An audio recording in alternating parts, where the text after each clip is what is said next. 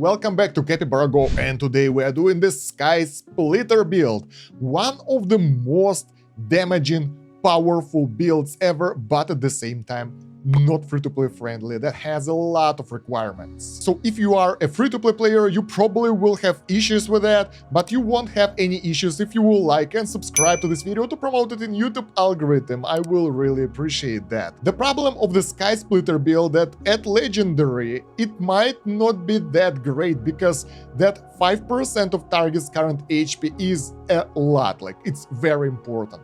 But maybe, let me know in the comments, by the way, I'm not sure about that Legendary Skysplitter might work as well. The main advantage of the Skysplitter build that it heavily relies on the Skysplitter on one skill, basically Sorchi, and it's pretty easy to upgrade.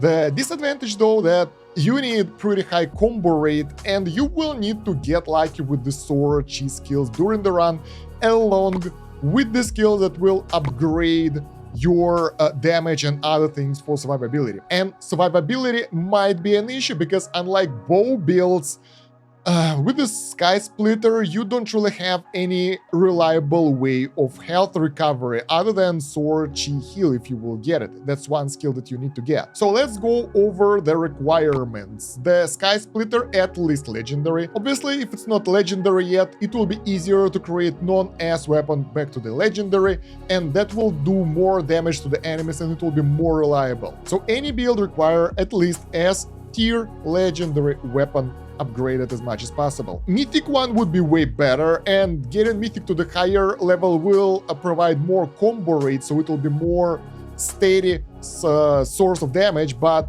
yeah, I know that the Discord guide recommends getting Mythic +4, which is seriously not for the free-to-play players, so we will try to make it more or less beginner and free-to-play friendly. It might not perform as well, but it will work anyway, and as you upgrade your weapon and other parts of equipment and build, it will get better over time. For the armor, depending on your survivability, if you can survive the fight or not, it's either Dragon's Breath armor, because it gives you more basic HP, more HP base basically, for the shields and healing HP pool, and it will give you HP recovery as well. If you have enough survivability, and if you don't have this treasure leveled up all the way to +10 or at least +5, probably you would like to go with the Tunic, because its damage bonus is so much better early on, and it's so much easier to build as well. So I think Tunic is a way to go for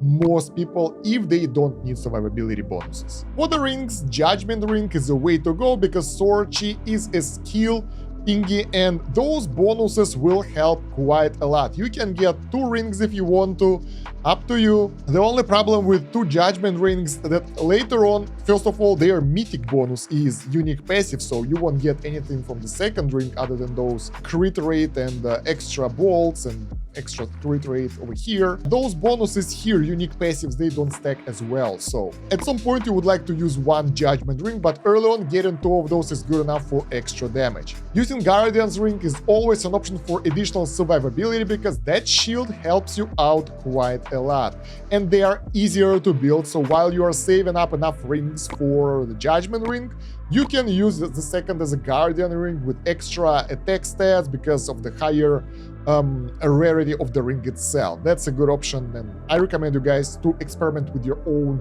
build and design. Other rings are not so great. Getting the Skyflame ring might be good, especially if you have the legendary unique passive that will add additional 1.5% of target's max HP as a damage to the flame wave, and you can build flame strikes to get the flame waves cut enemies HP even faster. So it works really well with the mythic Skysplitter, so you will have a lot of damage source that cuts percentage of enemy HP instead of just doing flat damage bonuses. For the accessories, the best thing you can get is Bloody Grail, because it will add a lot of DPS for your build. Once again, the problem are unique passives here, because they won't add up as you get more of those. But if you can use 2 of the Bloody Grails, that will do decent damage to the bonus. The mythic bonus is 25% flat damage bonus, which is really good. Then using the Reckoning Badge is another good option, so eventually you would like to get the Grail and the badge together, because that will add additional damage to the enemies and it's actually pretty good. Based on the calculations from the Discord, it adds about 77% bonus damage, so it's not that bad, especially using the bonuses from the treasures. They will add up quite a lot, and they will add damage to the shielded targets that will make life easier. So overall, this is pretty cool and powerful, so if you can afford it, go for both of those, but for the free-to-play players, probably not an option. And then you have the third option, which is a Proof of Glory. In case if your damage reduction isn't enough, that mythic bonus will help you out. Yeah, otherwise you probably don't want to use it. The thing is, upgrading several of those will take a while for the free-to-play players, so you won't be able to get to those mythic milestones soon enough. I think it takes a couple of months at least. Now let's move on to the heroes, and we would like to add a lot of combos to our build in order to get more chances to use the sword chi. So what do we need here? For the heroes, for survivability, Knight of the End is pretty much useful because it's basically a lifesaver every now and then, and it can get stronger at the mythic as well. We'll add more attack power, which is great, but overall saves your life so often, and this build pretty much needs it because you don't get that much healing over here. The second easy to get option is Judgment Reaper, because that stuff adds a lot of attacks, and at legendary and higher rarity it adds pretty decent damage bonus. And once again, it counts on every basic combo and counter attack, and you will do a lot of those for the Skysplitter. You have both basic damage, and skill damage comes from the sword chi, and you will do a lot of normal attacks as well, so that will work over there. There is another option which is really hard to reach. This is a Crybaby and Gust Princess, the Gust Legacy hero, which is tier 4 and tier 6 respectively, which is really hard to get, but they will add you the chance to stun the enemy and deal additional damage, and they also add skill damage reduction, which will allow you to do more damage to the enemies. So it helps with both survivability and the damage output, which is really good. The problem is it takes a while to get them, and it takes even more resources to level them up to use properly as a heroes. So most likely early on you will be stuck with those two guys. Another option is Undead Pirate. If you get enough combo, you can use mythic bonus to get one additional combo count, and on average it adds about 0.5 combos per fight per round, which is pretty good, but still you would like to use those two guys or the Gust one. I think it's better. Now let's move on to the brands, and this thing is way more confusing. Obviously, it's pretty same as most other builds. You would like to get a Wild Vulture to Legendary to get more max combo count and get combo rate. You can also get it to Mythic if you can. That will also increase global damage, which is pretty great. It can do a lot of extra damage stats. Then you can use the Murloc for extra combo, which helps. It's not essential, but it's a good opportunity. The Stone Guardian is pretty much a must because of the survivability issues. That will add you basic attack shield, and it will give you a lot of extra HP just by being active and giving you that skill from the start of the fight and increasing the shield value as well. And another essential is Pirate Swordsman, because first of all it will allow you to get the basic attack sword just straight away, so you will have a chance to trigger that from the start of the fight. You don't really need to get that skill afterwards, and it will also give you global sword aura damage 10%, which is a global multiplier, so it's being added on top of everything, which is really good. And at Mythic it will give basic sword aura plus, which is even better. So for the sword chi build, this one will be really necessary. Other good options that you might want to consider are Phantom Assassin for extra physical damage, and as you guys know, physical damage is dagger, sword chi, and light spear. So basically sword chi is one of those, and that's 15% just from having this guy. And another option is Bone Club Golem, that will increase the crit chance of your basic attacks and also increase the critical damage, so that should allow you to do a bit more DPS. But decide what you want.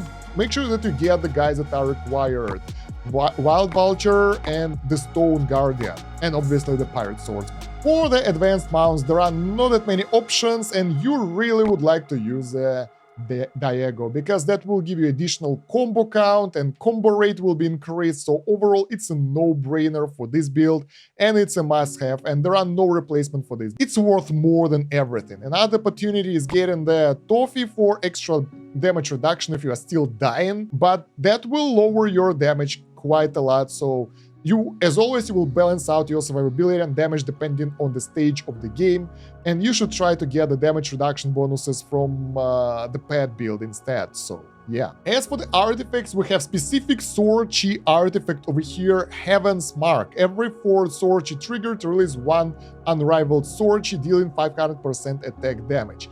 That is doing pretty decent damage, and it can trigger basically every turn if you get the right build. That's really powerful. The problem is it's not available early into the game. It takes some time to appear in the pick option. So another option, as always, Demonic Eye, which is useful for most builds. It will allow you to deal with the vampires easier by lowering their HP recovery, and since you have a lot of combos, it will trigger quite often by destroying the target's max HP. So it's a nice option as well, but Heaven's Mark is so much better. Now for the pets, Discord guide is a bit counterintuitive at some point. When we'll get to that, I'll tell you about that. The first option is Elsa, which is a must-have as always, doing pretty decent bonus damage to enemy, lowering the enemy attack, increasing your survivability, and decent damage itself. No-brainer in any build. I don't think that anything can rival Elsa, and if you can get the collectible, it will also freeze the target, so it's nice. The second option is Freya, because it will increase the skill damage and increase hero skill crit rate, so that will boost both sword chi critical chance and sword chi critical damage.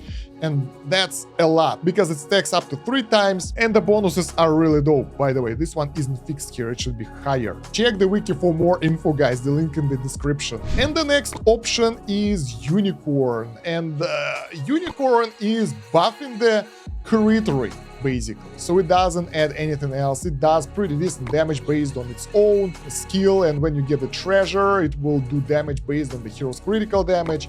But overall, I was expecting to see the Slime King over here, because even by itself it adds quite a lot of combo and counter, and also Slime King statue is the one that's buffing the sword chi damage by 50%, which is insane. But the guide says that use it only if your combo rate is too low to reliably generate sword chi. If combo rate is sufficient, even with Arcana, Unicorn is better.